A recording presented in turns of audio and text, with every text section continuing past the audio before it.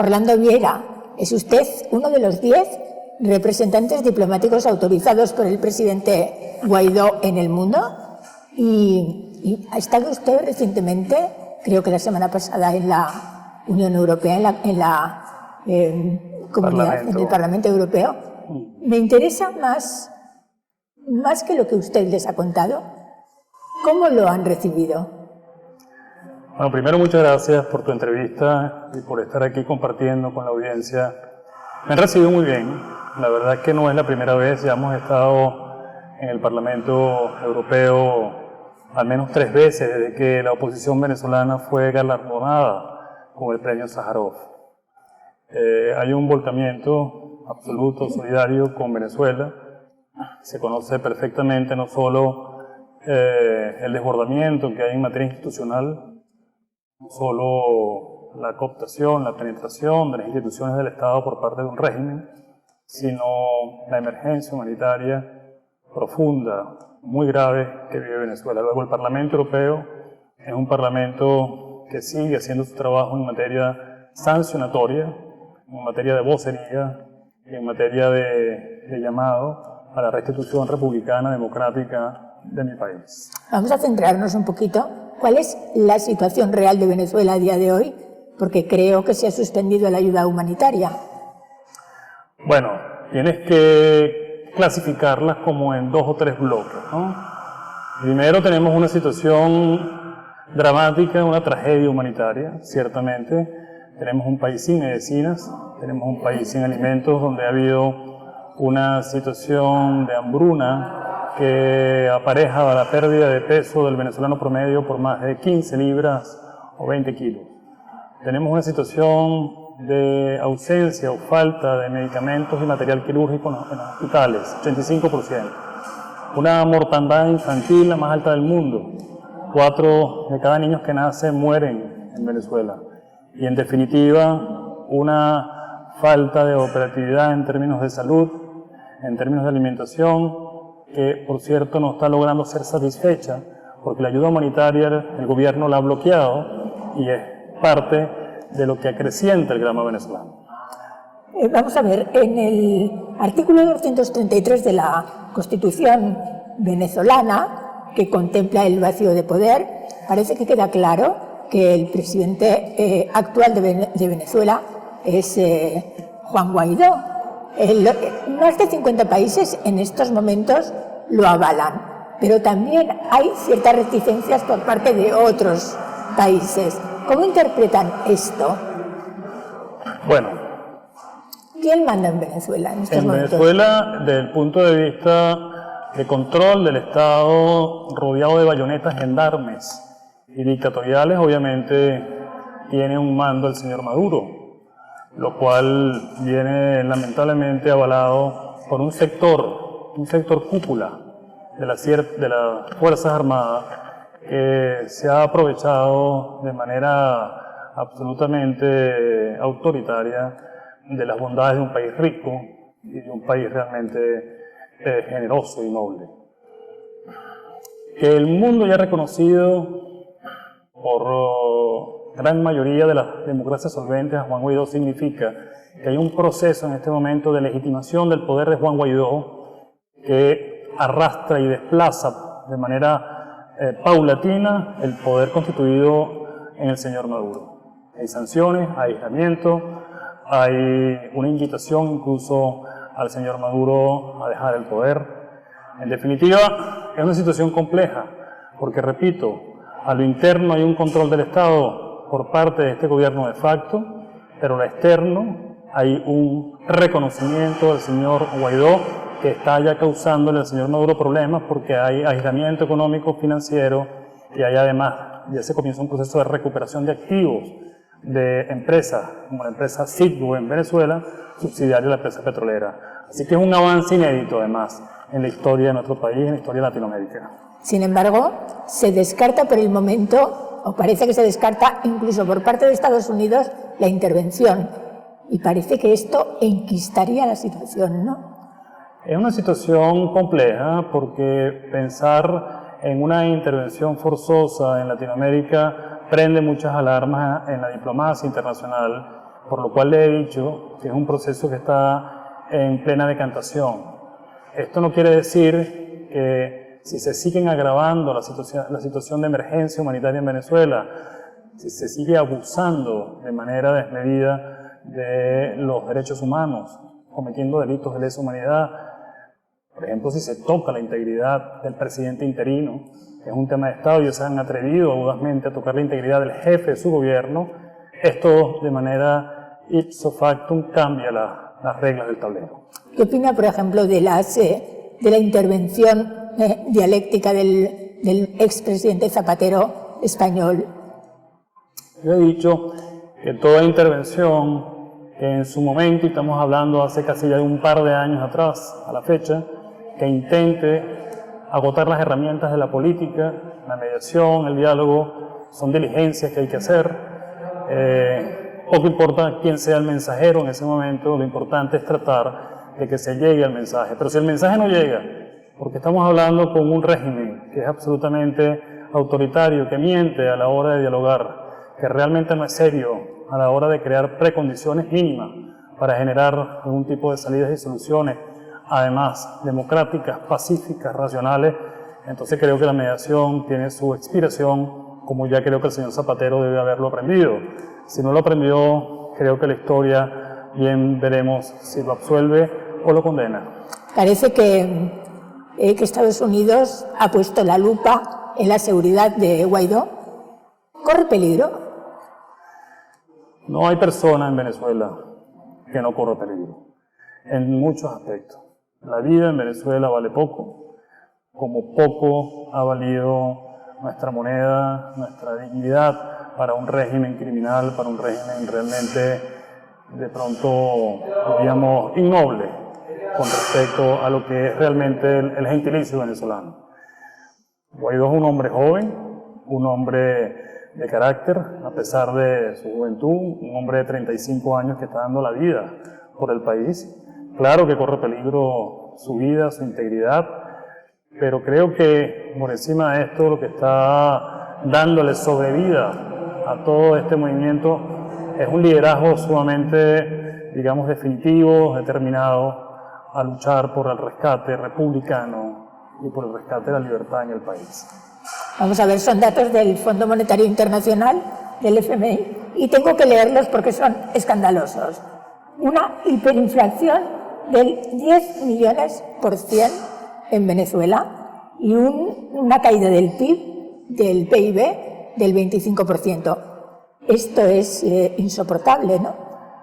Bueno, es lo que se denomina una devastación, es una economía en ruina, es una economía que no merece estar en este estado, porque usted debe saber que Venezuela ha recibido desde el gobierno de Chávez más de 1.4 trillones de dólares. Se dice fácil, pero esto es 1.4 millones de dólares, que es 5 veces del valor de una ciudad como Dubái. Y en Venezuela no tenemos hoy día alimentos, medicinas, agua, electricidad.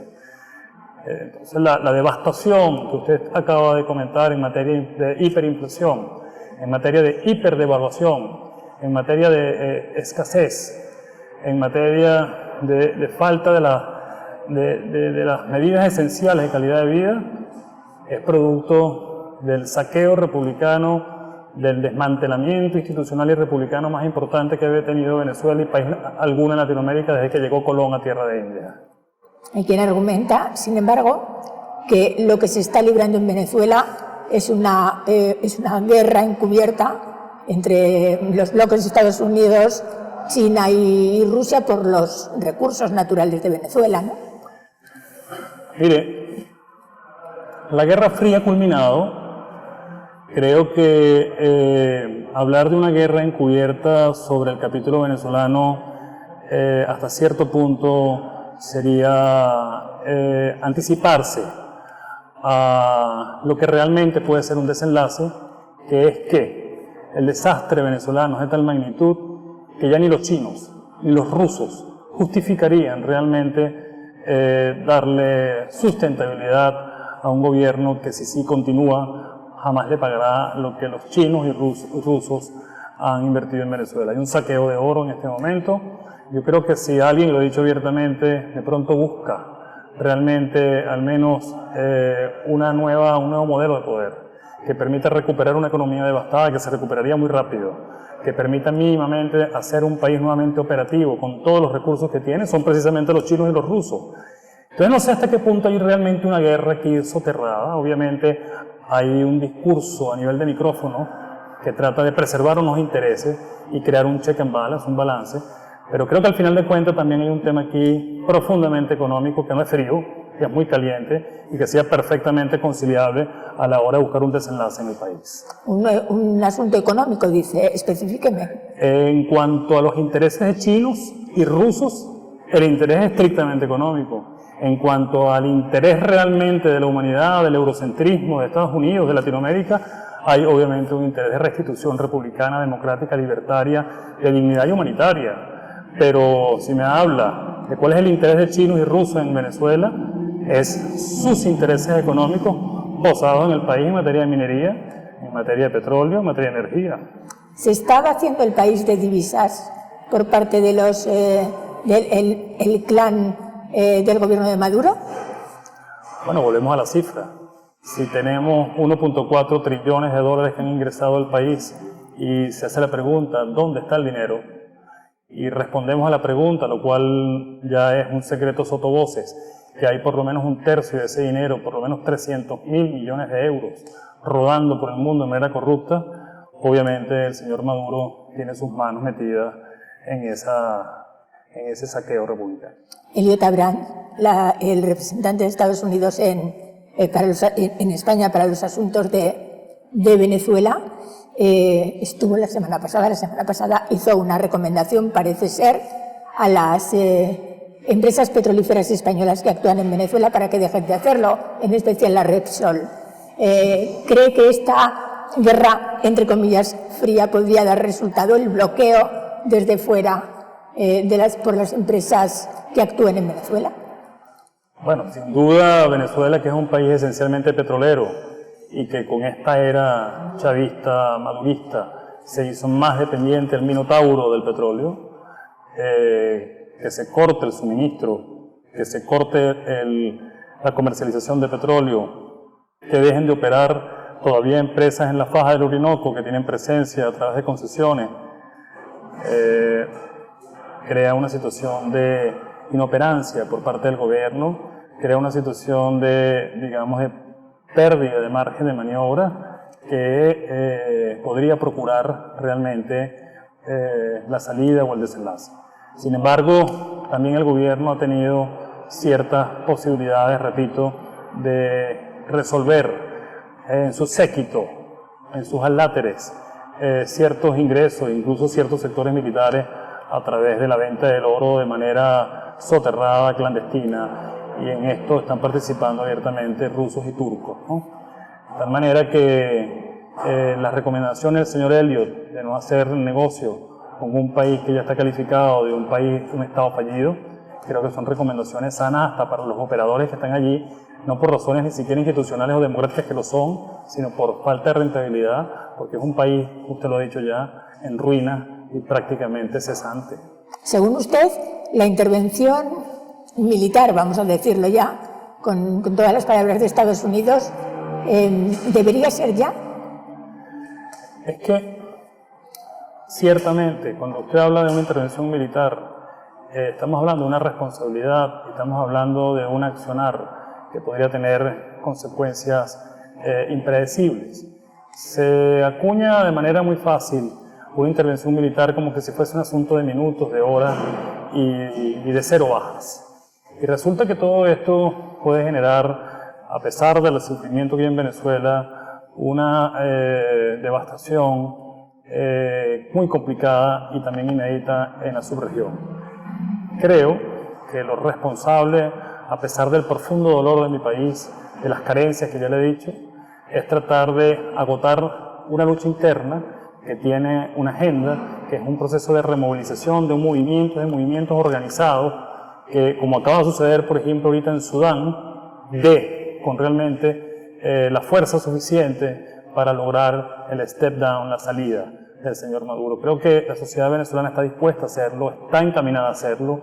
Esa es la fuerza que reposa en el liderazgo de Juan Guaidó Márquez. De tal manera que hay toda una agenda que cumplir, y si no se puede cumplir esa agenda y caemos en una situación extrema que ya la estamos viviendo, pero estoy hablando de vandalismo país, de desbordamiento ciudadano, estoy hablando de catástrofe social, entonces hay un principio que es la responsabilidad de proteger, donde sí se justificaría en ese momento llamar a una coalición internacional de intervención forzosa.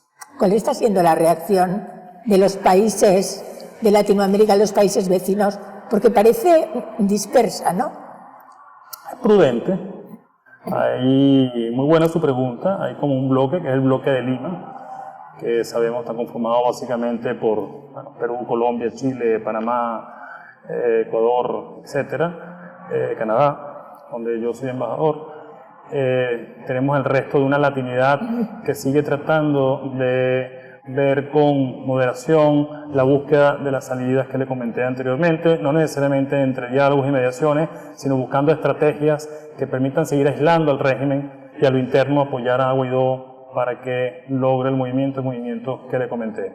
Estados Unidos también tiene una participación muy activa, muy fuerte, roto relaciones con el régimen de Caracas, y obviamente ha exigido en el Consejo de Seguridad que se arrecien las medidas en contra de Venezuela, lo cual ha venido sucediendo. Luego, creo que a fin de cuentas no hay tal dispersión, hay un ánimo, una vocación lineal de mantener, digamos, el desconocimiento del régimen de Caracas, salvo dos países que son Uruguay y México, y mantener el reconocimiento de Juan Guaidó, lo cual genera en el día a día una presión y un aislamiento importante al régimen de Caracas.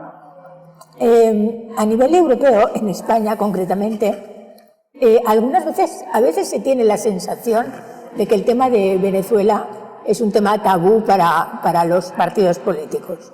Es decir, es un tema que surge en la prensa, en la opinión pública, o desaparece a medida que a un partido político o a otro le interesa en ese momento apropiarse del asunto de Venezuela. ¿Lo sienten ustedes así? Bueno, que aquí caemos en un tema que son los eufemismos entre derechas e izquierdas. El régimen de Caracas ha pretendido decir que estamos en presencia de un socialismo, de un gobierno de izquierda, de carácter igualitario, humano, que apuesta a la defensa y protección de los desposeídos. Pero ¿cómo usted va a entender que esto es un gobierno mínimamente de una izquierda seria o de una izquierda liberal como la francesa, por ejemplo, cuando tenemos los índices que le acabo de decir de criminalidad, los índices de escasez, los índices de corrupción, los índices de mortandad infantil, cuando tenemos un país devastado, hemos hablado hoy?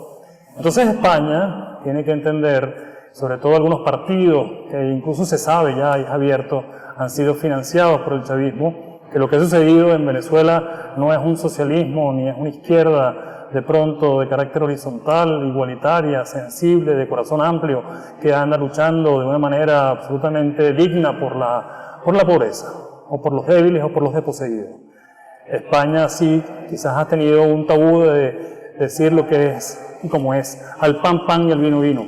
Ahora, que el propio Pedro Sánchez haya reconocido a Juan Guaidó Márquez como presidente interino de Venezuela, le haya dado un reconocimiento político al embajador nombrado por Juan Guaidó Márquez en España, conservando, digamos, ciertos lineamientos de protocolos, y que se esté abriendo la idea de decir abiertamente que lo que hay en Venezuela no es ningún tipo de democracia, ni siquiera es una dictadura, sino que termina siendo un gobierno como lo que es un gobierno incluso de corte criminal, creo que incluso le ha mejorado el puntaje al señor Sánchez, porque se ha desmarcado de un Podemos que salió, yo diría, de manera muy podrida por haberle dado apoyo a un gobierno como lo que tenemos en el país. Es el tema de conflicto en España. Si el sistema chavista, el régimen chavista financió o no financió a Podemos. Es un tema que aquí la gente no se aclara. La opinión pública está muy encontrada. ¿Qué opina usted? ¿Que sí? Bueno, yo la verdad que juzgo, por lo que he visto en la prensa y por lo que la gente de Podemos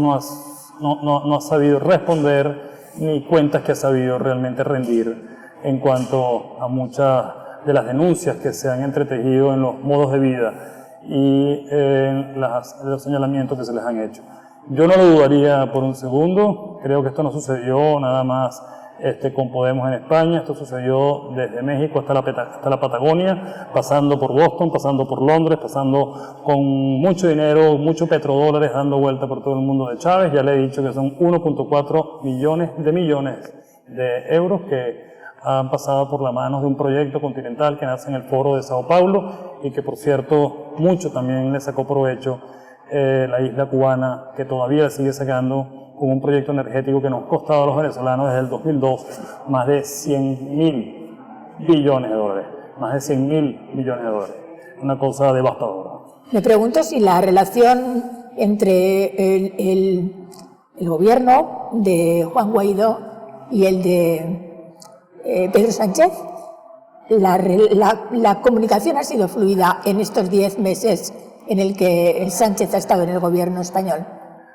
Yo lo que observo es que han habido acercamientos de parte de algunos actores políticos en torno al PSOE, Pedro Sánchez incluido, y al gobierno de Juan Guaidó, aproximaciones con venezolanos en exilio que han generado, le repito, pronunciamientos públicos donde empieza a quedar claro, y lo políticamente correcto y conveniente es eso, que no es posible seguir teniendo un reconocimiento por el señor Maduro en Venezuela de cara a la devastación económica, social y política, de cara a la emergencia humanitaria y a lo que ya el mundo sabe sobre capitales sucios, corrupción y muchos delitos transnacionales. Creo que lo conveniente para un político en España que tiene a Venezuela en la sangre y en la mira y en el discurso político flor de labio es decir lo correcto, al pan pan, al vino vino. Esto es lo conveniente, esto es lo democrático, esto es lo que significa restauración de las libertades en un país cuyo impacto está generando impacto en España. Aquí no tenemos en España menos de 300.000 o 400.000 venezolanos con múltiples solicitudes de asilo, pero súmele a ello que son 1.2 millones en Colombia, 800.000 en Perú, 700.000 en Chile, 600.000 en Argentina, que no pueden ser absorbidos de cara a unas economías que ya tienen sus propios problemas. Así que España, la madre patria, tiene que, digamos, hilar muy fino, no ir de puntilla, ir por la calle del medio en este tema venezolano. ¿Cuál es la situación de los presos políticos en Venezuela en estos momentos? Bueno, tenemos un nuevo preso político que es el jefe del gabinete del gobierno de Juan Guaidó Márquez, que es Roberto Marrero. Tenemos al diputado Juan Requesén, y súmele, por lo menos, volvió a subir la cifra a unos 800 presos políticos más. La situación es ausencia absoluta de un Estado de Derecho, de un derecho a la defensa, de un juicio justo y cumpliendo unos tiempos procesales. La ausencia es la anomia.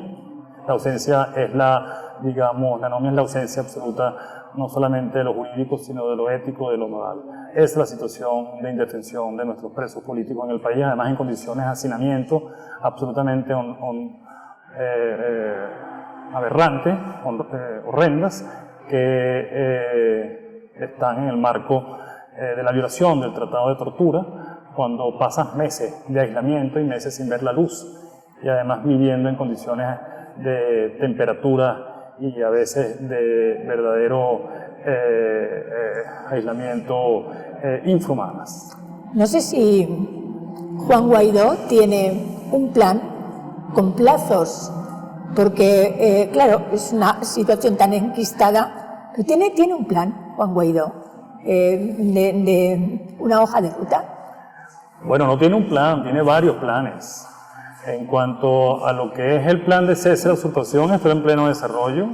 Obviamente pasa por un plan de movilización ciudadana organizadamente.